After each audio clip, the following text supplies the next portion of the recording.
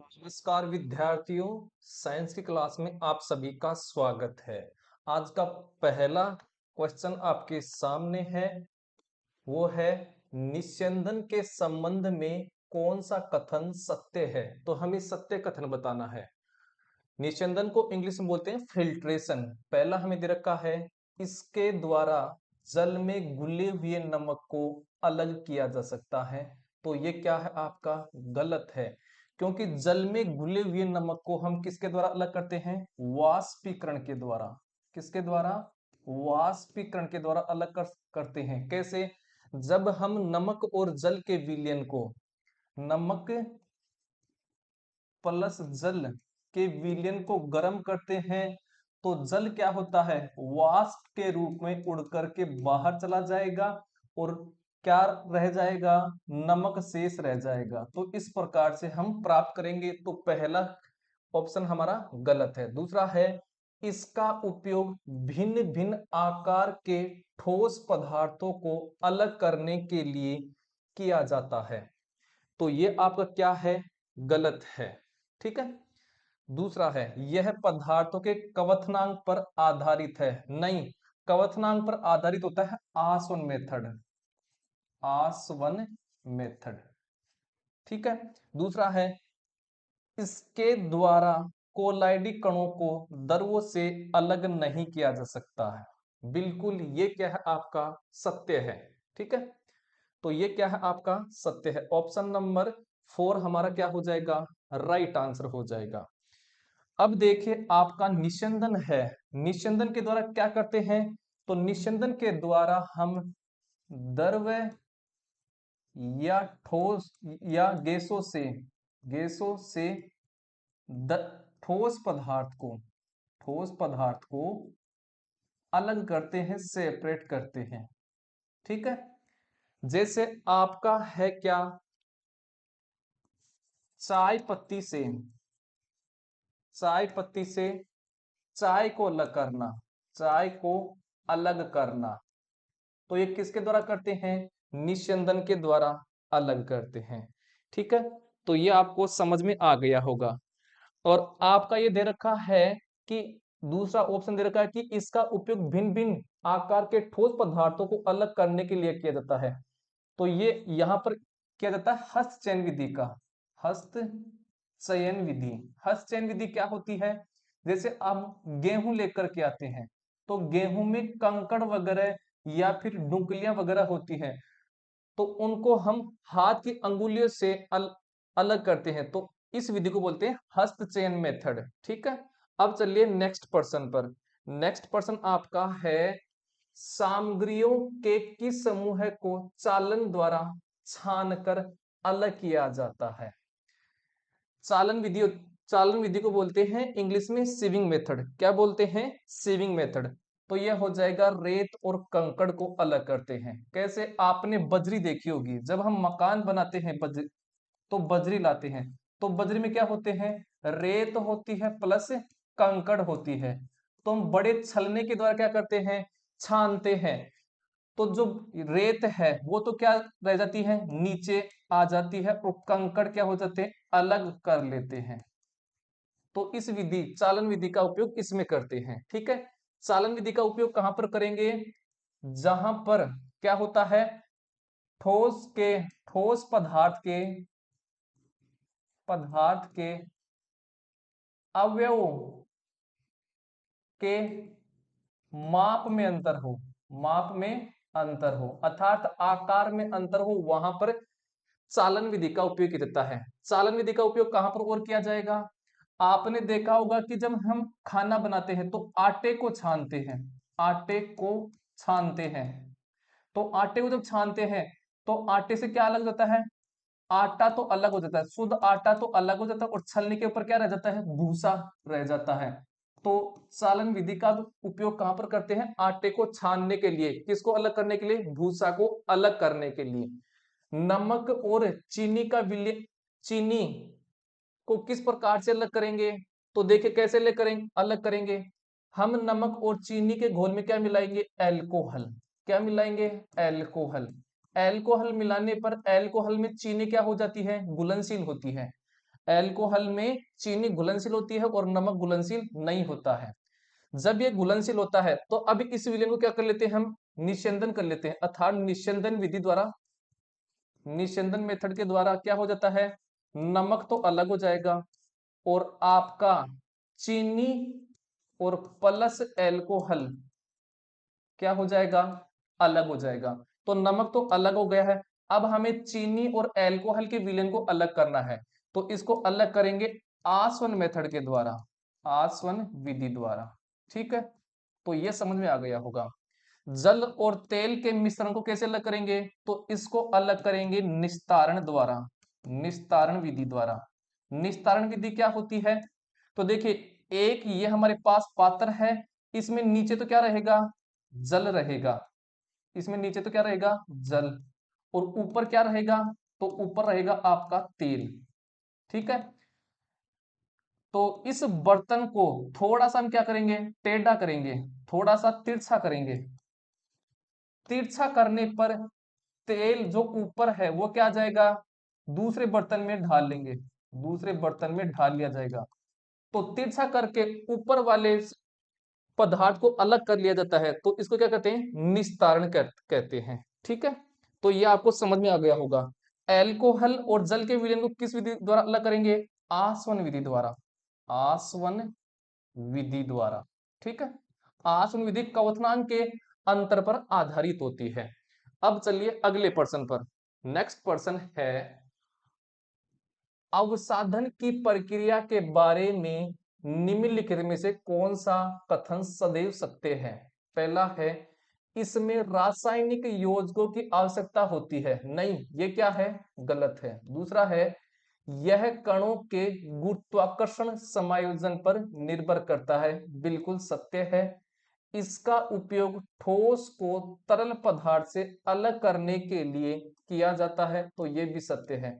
तो option B और सी हमारे क्या हैं, सत्य हैं, मतलब ऑप्शन 3 हमारा क्या है, राइट आंसर हो जाएगा। अब देखिए अवसाधन क्या होता है, तो हम मार्केट से क्या लाते हैं, दाल लाते हैं। ठीक है, दाल लाते हैं, जब हम सब्जी बनाते हैं दाल की, तो हम क्या करते हैं, इस दाल को एक पात्र में लेते हैं। ठीक है, मान लीजिए इस पात्र में लिया दाल को। अब देखिए इस दाल में अब क्या रहेगी, दाल रहेगी, प्लस में कुछ मिट्टी वगैरह, मिट्टी वगैरह रहेगी। ठीक है, अशुद्धियां रहेंगे। जब हम इस दाल में क्या डालते हैं, पानी डालते हैं, क्या डालते हैं, पानी डालते हैं। तो पानी डालने पर जो दाल में मिट्टी वगैरह रहेंगी, यहाँ पर मिट्टी वगैरह, ये क्या चली जाएंगी ऊपर की साइड में, इस यहाँ पर आ जाएंगी ये मिट्टी वगैरह, और दाल क्या रह जाएगी, यहाँ पर नीचे रह जाएगी।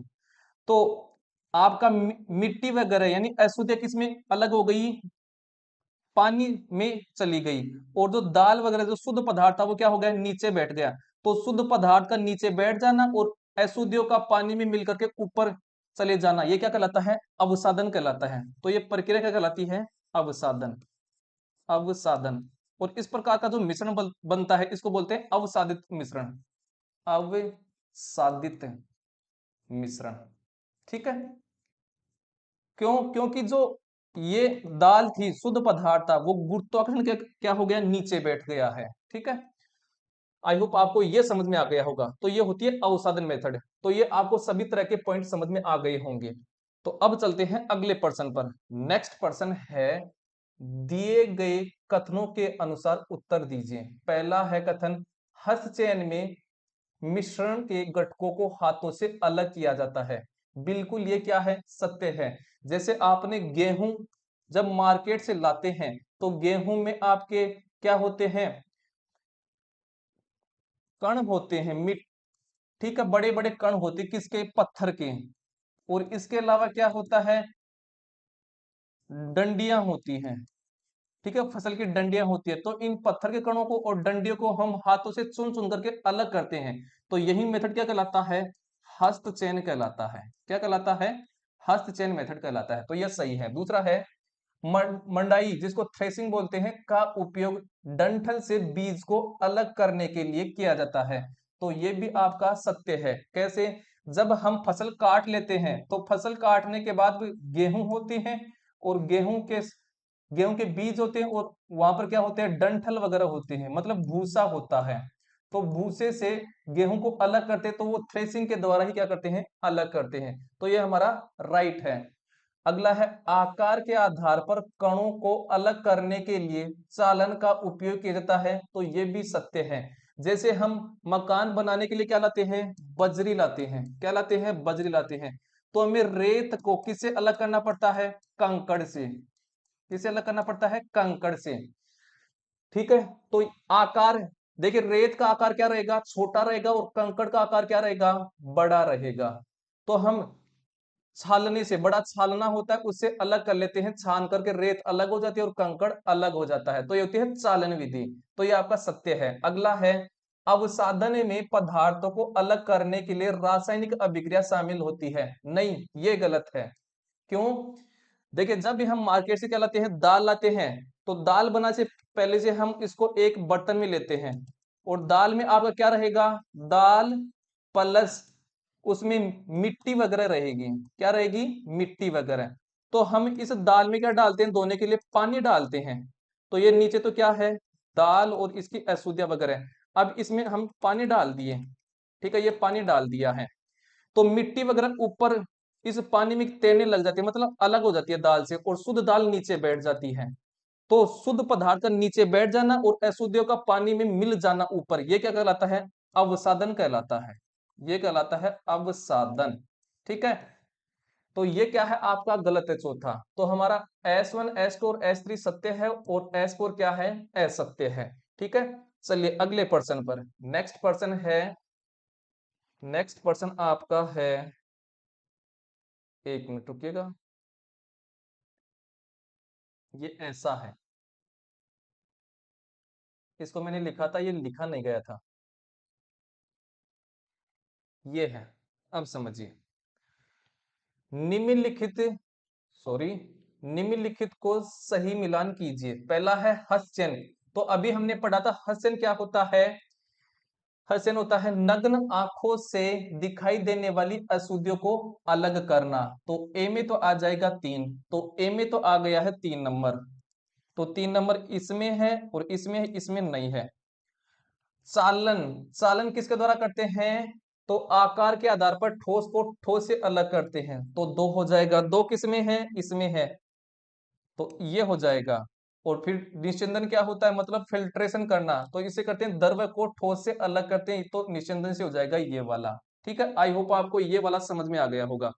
अब चलिए अगले पर्सन पर। नेक्स्ट पर्सन है, अभिकथन दे रखा ए, बोल रखा है अवसादन का उपयोग तब किया जाता है जब किसी तरल पदार्थ में अणु गुरुत्वाकर्षण के कारण नीचे बैठ जाते हैं। तो ये आपका सत्य है। ठीक है। मतलब शुद्ध पदार्थ है वो पेंदे में बैठ जाते हैं, पेंदे में बैठ जाते हैं, और जो अशुद्ध मिट्टी वगैरह है वो पानी में ऊपर चली जाती है तैर करके। इसका कारण है मिश्रण का भारी घटक नीचे बैठ जाता है। तो जब भी हम मार्केट से दाल लाते हैं, तो दाल को एक बर्तन में रखते हैं, इसमें दाल में मिट्टी वगैरह भी होती है। जब इसमें धोने के लिए पानी ढालते हैं, पानी ढालते हैं, तो मिट्टी वगैरह तो ऊपर इस पानी में तैर करके अलग हो जाती हैं, और जो दाल, जो भारी पदार्थ है वो नीचे बैठ जाते हैं, शुद्ध पदार्थ। तो देखिए भारी पदार्थ क्या थी, दाल थी, तो दाल तो नीचे बैठ गई, और दाल में जो मिट्टी वगैरह थी वो पानी में ऊपर चली गई तैर करके। तो भारी पदार्थ तो नीचे बैठ गया है, और हल्का पदार्थ ऊपर चला गया, मतलब अशुद्धियां ऊपर चली गई है। ठीक है, इससे अलग हो जाती है क्या, पदार्थ। तो घटक नीचे बैठ जाता है, जिससे स्वच्छ तरल निकाल लिया जाता है। ठीक है। तो जब हम इसको अलग करेंगे, इस जल को मिट्टी सहित दूसरे बर्तन में ढाल लेंगे, ताकि स्वच्छ दाल हमारे पास शेष रह जाएगी। तो ये दोनों ही सत्य है। तो ए और आर दोनों सत्य है, और आर ए की सही व्याख्या करता है। तो ऑप्शन नंबर 1 हमारा आंसर हो जाएगा। ठीक है। अब चलिए नेक्स्ट पर्सन पर। अगला पर्सन है, गांव में यह आमतौर पर देखा जा सकता है कि महिलाएं कैसे अनाज में भूसी निकालती हैं। इस विधि को क्या कहते हैं, तो इस विधि को कहते हैं क्या, आपका विनोविंग कहते हैं, निष्पावन कहते हैं। क्या कहते हैं, निष्पावन कहते हैं। क्या होता है निष्पावन, तो देखिए हमारे पास क्या होता है, गेहूं होता है, गेहूं में क्या होता है, भूसा होता है। ठीक है, तो कैसे अलग करते हैं, तो देखिए दिन के समय क्या होती है, हवा मान लीजिए ऐसे चल रही है, हवा इस साइड में चल रही है, और हमारी माता बहनें क्या करती हैं, ऊपर से इस गेहूं प्लस भूसा होता है इसमें, गेहूं में, इसको ऐसे ऊपर से ऐसे डालेंगी, ऊपर से हाथ को ऊपर करके एक बर्तन में लेकर के ऐसे डालेंगे। तो जो भूसा है वो हल्का है, तो ये तो आगे की दिशा में चला जाएगा उड़ करके भूसा। और भारी पदार्थ क्या है, गेहूं, गेहूं भारी पदार्थ है, तो गेहूं का ढेर यहाँ पर लगता रहेगा। ठीक है, तो यहाँ पर तो गेहूं रहेगा, और भूसा क्या है, हल्का है, तो ये आगे उड़ करके चलता रहेगा, आगे इसकी ढेर बन जाएगा आगे, तो यहाँ पर भूसा अलग हो जाएगा। तो इस प्रकार से गेहूं देखिए अलग हो गए और भूसा भी अलग हो गए, तो इस प्रकार से इनको पृथक कर लिया जाता है। तो ये होता है निष्पावन विधि, इसको इंग्लिश में बोलते हैं विनोविंग मेथड। चलिए नेक्स्ट पर्सन पर चलते हैं। अगला पर्सन है रिक्त स्थान भरें। तो बोल रखा है चीजों को अलग करने के लिए छानने की प्रक्रिया मुख्य रूप से तब की जाती है जब अशुद्धियों और आवश्यक सामग्री की खालिस्तान में अंतर होता है। तो होता है आकार में, जब आकार में अंतर होगा तब भी हम क्या कर सकते हैं, अशुद्धियों को अलग करते हैं। ठीक है, समझ में आ गया होगा। अब चलिए अगले पर्सन पर। नेक्स्ट पर्सन और लास्ट पर्सन है निम्नलिखित में से कौन संक्षेपण, इसको बोलते हैं संक्षेपण, इसको दूसरा नाम है संघनन।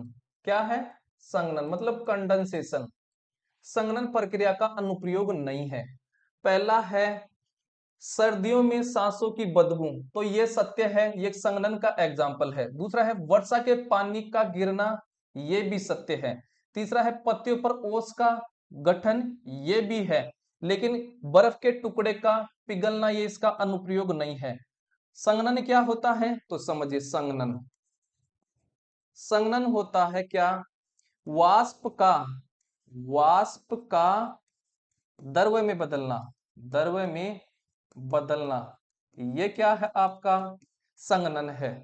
इसके अलावा ये देखिए कि ऊर्ध्वपातन क्या होता है, ऊर्ध्वपातन, ऊर्ध्वपातन होता है ठोस का सीधे गैस में बदलना, पहला तो ये है, या फिर गैस का सीधे ठोस में बदलना, क्या कहलाता है आपका, ऊर्ध्वपातन कहलाता है। तो देखिए पत्तियों पर ओस का जमना, ये क्या है, संघनन है। वर्षा के पानी का गिरना, ये भी क्या है, संघनन है। और सर्दियों में सांसों की बदबू, ये भी क्या है, संघनन का एग्जाम्पल है। हमें ये पूछ रहा है कि संघनन का कौन सा एग्जाम्पल नहीं है, तो बर्फ के टुकड़े का पिघलना, ये तो गलन का एग्जाम्पल है। किसका है, गलन का। बर्फ क्या थी, ठोस थी, और जब पिघली तो द्रव बन गया है, तो गलन क्या कहलाता है, ठोस का द्रव्य में बदलना, द्रव्य में बदलना, ये क्या कहलाता है आपका, गलन कहलाता है। ठीक है, आई होप आपको ये वाले 10 क्वेश्चन समझ में आ गए होंगे। अगर आपको ये 10 क्वेश्चन समझ में आए तो वीडियो को जल्दी से लाइक कर दीजिए, और अन्य साथियों को भी शेयर जरूर कीजिएगा, ताकि उनको भी ज्यादा से ज्यादा बेनिफिट उठा सकें। हम मिलते हैं आपको नेक्स्ट क्लास में 10 क्वेश्चन के साथ, तब तक के लिए आप इसको तैयार कीजिए। ठीक है।